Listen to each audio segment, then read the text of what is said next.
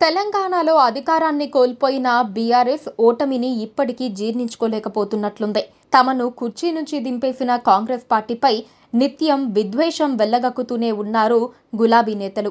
కాంగ్రెస్ పూర్తి కాలం అధికారంలో ఉండదని పదే పదే అంటున్నారు. దీనిపై కాంగ్రెస్ నేతలు కూడా విరుచుకుపడుతున్నారు. ముఖ్యమంత్రి రేవంత్ రెడ్డి అయితే 40% ఓట్లతో అధికారంలోకి వచ్చిన కాంగ్రెస్ ప్రభుత్వం ఎందుకు పూర్తి కాలం అధికారంలో ఉండదో బీఆర్ఎస్ నేతలు సమాధానం చెప్పాలని సవాల్ విసిరారు.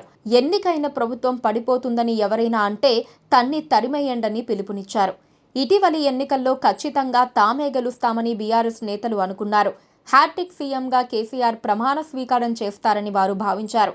గ్రేటర్ హైదరాబాద్లో ప్రజలు ఏకపక్షంగా బీఆర్ఎస్కు బ్రహ్మరథం పట్టినా జిల్లాల్లో మాత్రం కాంగ్రెస్కు ఘన విజయాలు అందించారు తెలంగాణ ప్రజలు. ఓటమిని అస్సలు ఊహించని బీఆర్ఎస్ నాయకత్వం షాక్కు గురైంది.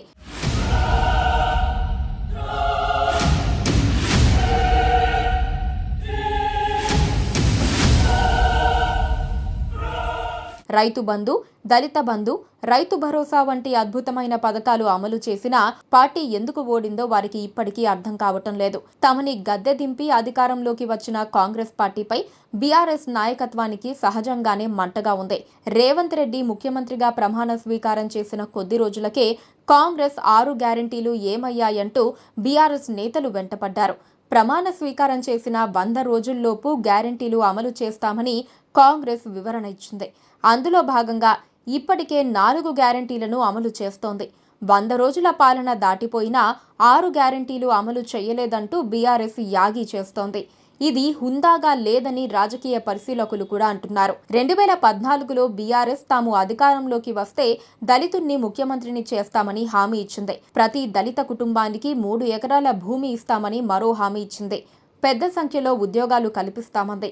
అయితే ఈ హామీలేవి 9 ఏళ్ల బీఆర్ఎస్ పాలనలో అమలు చేయలేదని కాంగ్రెస్ నేతలు ఆరోపిస్తున్నారు. 9 ఏళ్లుగా దళితులకిచ్చిన హామీలు అమలు చేయని బీఆర్ఎస్ నేతలకు కాంగ్రెస్ను నిలదీసే అర్హత, హక్కు రెండూ లేవంటున్నారు కాంగ్రెస్ నేతలు. ఒకవైపు గ్యారెంటీల అమలు కోసం ప్రశ్నిస్తోన్న బీఆర్ఎస్ నేతలు, మరోవైపు కాంగ్రెస్ ప్రభుత్వం ఎక్కువ కాలం అధికారంలో ఉండదని, మళ్లీ కేసీఆర్ ముఖ్యమంత్రి అవుతారని అంటున్నారు. ప్రజాస్వామ్యబద్ధంగా ఎన్నికైన ప్రభుత్వం పూర్తి కాలం పదవిలో ఉండదని ఎలా చెబుతారని కాంగ్రెస్ మండిపడుతోంది. రేవంత్ రెడ్డి అయితే ఇలాంటి పిచ్చి కూతలు కూసేవారిని వదిలిపెట్టవద్దని పార్టీ నేతలకు పిలుపునిచ్చారు. అధికారం పోయిందన్న ఉక్రోషంలోనే బీఆర్ఎస్ నేతలు తప్పుడు వ్యాఖ్యలు చేస్తున్నారని కాంగ్రెస్ అంటోంది. అధికారం పోతే పోయింది కానీ బీఆర్ఎస్ నేతలు మరికొద్ది నెలల పాటు సంయమనంతో ఉంటే హుందాగా ఉండేదంటున్నారు రాజకీయ పండితులు.